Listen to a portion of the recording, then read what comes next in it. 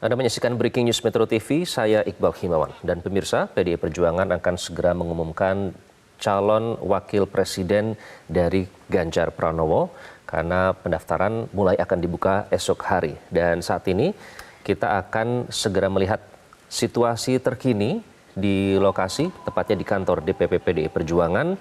Sudah ada beberapa tokoh yang hadir, diantaranya Ketua Umum PDI Perjuangan Megawati Soekarno Putri, kemudian ada Wakil Ketua Tim Pemenangan Nasional Ganjar Pranowo Andika Perkasa. Sementara itu, salah satu nama yang disebut-sebut atau santer terdengar, dan ini keluar dari pernyataan beberapa politikus PDIP, memang baru sebatas inisialnya M. Namun banyak pihak yang menduga ini adalah Menko Polhukam Mahfud MD. Sementara itu, sebelah kiri layar kaca Anda, ini adalah situasi terkini di rumah Mahfud MD. Tadi menurut rekan Sosa Hutapea di lapangan, memang belum terlihat sosok Mahfud MD, namun diduga atau diprediksi Mahfud akan segera meninggalkan kediamannya untuk kemudian menuju ke kantor DPP PDI Perjuangan.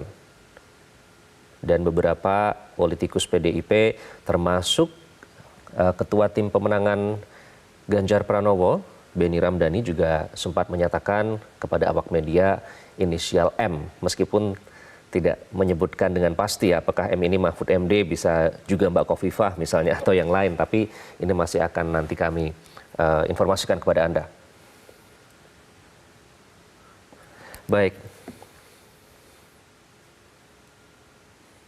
Baik, kami masih akan hadirkan kepada Anda situasi terkini langsung dari kantor DPP PDI Perjuangan.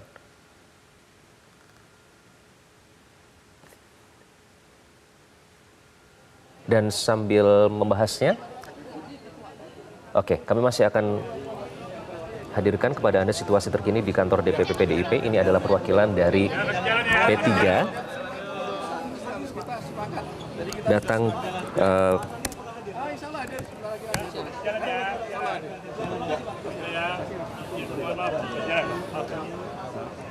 dan ini adalah PLT Ketua Umum P3 Muhammad Mardiono tiba di kantor DPP PDI Perjuangan, disambut oleh politikus PDI Perjuangan yang sudah bersiaga di kantor DPP PDIP. Kita akan sambil membahas dan menunggu tamu-tamu yang nanti akan hadir dan bergabung dalam konferensi pers. Sepertinya satu koalisi pendukung sudah hadir di lapangan, nanti siapa lagi akan datang, kita akan bertanya langsung kepada Mas Benny Ramdhani. Mas Benny, Anda di mana sekarang posisi, apakah nanti juga akan ikut dalam konferensi pers, Mas Benny?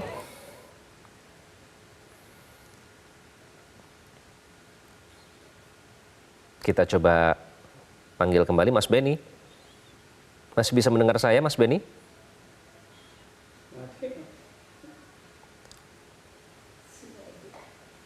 Baik, kita akan coba panggil kembali Mas Benny. Selamat pagi.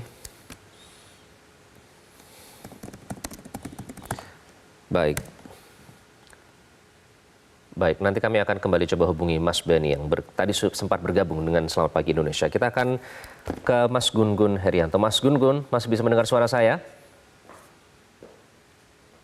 Ya, Mas Iqbal, bisa. Baik, Mas Gun-Gun, kita sambil memantau ya situasi terkini ini di DPP PDIP. Pernyataan soal inisial M ini tidak hanya dinyatakan oleh 1-2 orang, banyak analisa yang menguatkan bahwa memang M yang dimaksud ini adalah Mahfud MD. Menurut Anda, apakah M ini memang Mahfud MD? Iya, saya punya keyakinan bahwa Pak Mahfud MD memang berada di daftar pendek mungkin tertinggi ya. Artinya peluang besar untuk mendampingi Pak Ganjar, kansnya jauh lebih besar dibanding nama-nama lainnya seperti misalnya Andika atau nama Ridwan Kamil, nama Khofifah gitu. Di mana itu kan daftar pendek yang sudah kemudian intens belakangan berkomunikasi dengan PDI Perjuangan dan mitra koalisinya. Ya tentu ini menjadi menarik ya. Kenapa? Karena tentu Pak Mahfud MD sosok yang punya pengalaman trias politika sebenarnya ya, di eksekutif, di legislatif, dan di yudikatif. Dan ini merupakan satu pilihan yang tidak mudah juga bagi PDI Perjuangan ya, mengingat belakangan kan santer ya mengemuka ragam dinamika politik terutama yang berpusat pada Pak Jokowi begitu ya. Maksud saya ini Betul. menyangkut reference power atau kekuatan rujukan terkait dengan bandul politik Jokowi mengarah ke siapa, Oke. terutama dengan momentum kemarin putusan Mahkamah Konstitusi ya yang kemudian memungkinkan Gibran itu menjadi salah satu dari kandidat di line Oke, up capres Mas Gun-Gun, cawapres yang kalau kemudian kita lihat ada di calon lain ini kan juga kuat ya. Tadi Anda mungkin sebutkan akan ada Kofifa bertarung di Indar 2000. Parawansa, kemudian ada Andika Perkasa, itu juga sebenarnya nama-nama tersebut juga kuat, baik secara memang figur maupun secara dinilai bisa mendongkrak elektabilitas, terutama misalnya kaum Nahdien atau Ya. misalnya di Jawa Timur dan Jawa Tengah bisa diprediksi menjadi pendongkrak suara begitu. Namun kenapa nama Mahfud MD ini, apa indikator terkuat sehingga apakah Anda kalau melihat gestur politik yang ditampakkan oleh Menko Polhukam belakangan ini yang selalu mengeluarkan pernyataan yang kalau saya bisa analisis sedikit main aman ya, kalau dulu kan dikenal berani begitu. Apapun pernyataan yang dikeluarkan oleh Mahfud MD itu selalu ditunggu oleh publik, ditunggu oleh awak media. Tapi belakangan ini seperti lebih soft begitu. Apakah Anda melihat itu termasuk gesture yang ditunjukkan yang ujung-ujungnya ternyata akan dicalonkan menjadi cawapres Ganjar? Kalau saya lihat ya, kenapa kemudian mengambil Pak Mahfud dibanding misalnya Mbak Hovifah gitu ya, atau mungkin Pak Andika itu sebenarnya eh, karena beberapa pertimbangan ya. Ini potensi ya, karena kan belum Hmm. kejadian ya. Ini kita menganalisis ya. Pak Mahfud tentu punya hubungan yang menurut saya baik dengan figur utama terutama di PD Perjuangan dengan Bu Mega. Itu juga tentu dimiliki oleh Pak Andika, itu juga dimiliki oleh Ridwan Kamil, tetapi ada plusnya Pak Mahfud tentu bisa berpotensi menggenjot suara di Jawa begitu, terutama di sayap Nahdien. Meskipun juga sama Bu Hovifah juga ada di situ, tetapi Pak Mahfud ruang jelajah pengalaman politik dan hukumnya itu menurut saya menjadi kekuatan lain. Ya, bagaimanapun kita sama-sama tahu bahwa kalau Pak Ganjar kepala daerah dan Bu Hovifah kepala daerah sama-sama pernah menguasai wilayah teritorial sebagai kepala daerah, tentu harus ada nilai plus dari cawapres ya selain penguasaan teritorial itu, yaitu kompetensi khusus, dan Pak Mahfud menurut saya punya kompetensi itu yaitu di wilayah hukum ya, pengetahuannya sekaligus jejaringnya sangat luas, dan dalam konteks rivalitas menuju 2024 itu menurut saya menjadi sangat penting karena apa, menjadi nilai pembeda ya Pak Mahfud di antara kandidat cawapres yang ada. Ya tentu ya, menjelang musim-musim krusial kayak gini kan semua orang yang potensial dipinang oleh kekuatan real politik akan membangun yang disebut dengan strategi. Kalau tadi Mas Iqbal bahasakan bisa menjadi jauh lebih soft, saya mengistilahkan itu menjadi jauh lebih diplomatis dalam beberapa hal ya, karena tentu Hmm. harus menjaga momentum, menjaga situasi. Meskipun saya melihat ya dalam konteks historisitas berjenjang ya, portofolio Pak Mahfud adalah orang yang sebenarnya berani ya untuk kemudian melakukan banyak pernyataan-pernyataan ya, meskipun tentu ditunjang dengan basis data yang mumpuni sih menurut saya. Jadi ini salah satu di antara opsi yang Baik, dimiliki oleh PD Perjuangan yang saya nggak tahu persis oke, ya apakah kemudian jadi hari ini, tetapi baik. potensi paling besarnya menurut saya ya dari Adalah sisi Mahfud ya. probabilitas Pak Mahfud Oke. leading di antara nama-nama lainnya. Nah, ini juga salah satu yang sempat leading di beberapa survei adalah nama Sandiaga Uno, Mas Gun-Gun. Kita akan ke lokasi, ke kantor DPP PDIP, karena baru saja Sandiaga Uno, tadi kalau rombongan dari P3 sudah datang terlebih dahulu, ini baru tiba. Sandiaga Uno yang juga sempat digadang-gadang sebagai cawapres yang kuat ya, untuk mendampingi capres di kontestasi Pilpres 2024.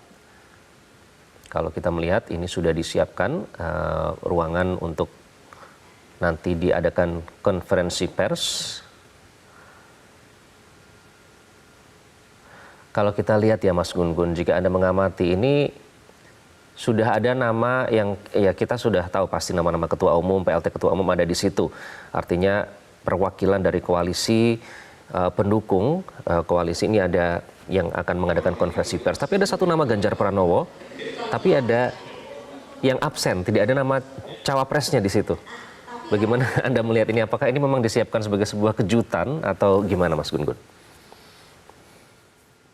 Ya gini, selalu ada dibutuhkan yang disebut dengan wow effect ya dalam konteks deklarasi itu. Dan kalau kita lihat ya, satu hari terakhir ini panggung perhatian publik ini kan sebenarnya tertuju pada PDI Perjuangan ya. Ada dua hal yang ditunggu. Pertama, bagaimana relasi ya kuasa antara Bu Mega dengan Pak Jokowi setelah putusan Mahkamah Konstitusi itu mengeksplisitkan kemungkinan Gibran bisa maju. Jadi ini yang ditunggu sebenarnya, bagaimana power relations ya antara Pak Jokowi dengan Bu Mega. Yang kedua, kemana kemudian akhirnya langkah PDI Perjuangan, apakah kemudian tetap mandiri dengan pilihannya ya Ganjar dan cawapres yang dipilih tentu oleh Bu Mega dan mitra koalisi, atau kemudian mengambil opsi lain yang bisa saja mengejutkan begitu ya. Tetapi saya melihat bahwa kalau melihat dinamika satu pekan terakhir, sepertinya Bu Mega kecenderungan untuk kemudian maju dengan konfigurasi yang ada gitu, artinya PDI Perjuangan dengan Ganjar dan mitra koalisinya juga sepertinya akan berada dalam satu frame berpikir dan bersikap yang sama dengan PDI Perjuangan, yaitu memajukan Ganjar dengan mungkin nama yang sekarang hari ini berpotensi dideklarasikan dalam Mahfud MD begitu ya, dengan tentu segala plus minusnya.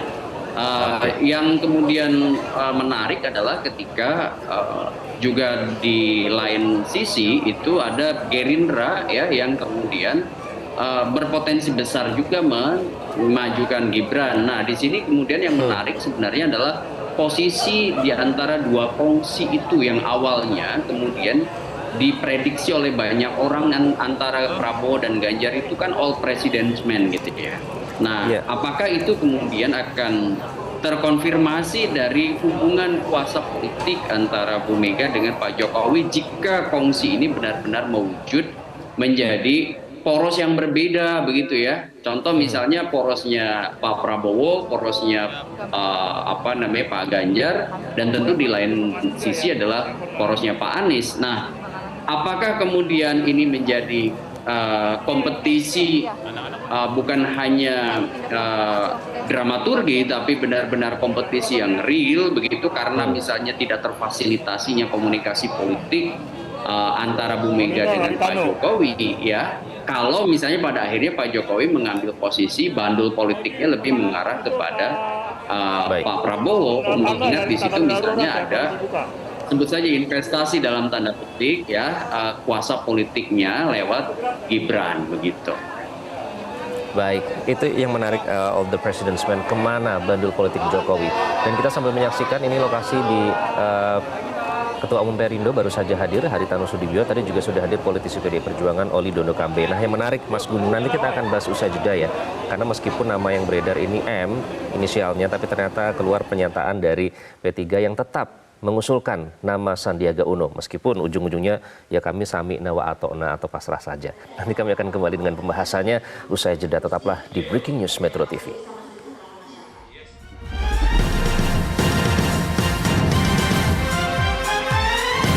Jelajahi cara baru mendapatkan informasi. Download Metro TV Extend sekarang.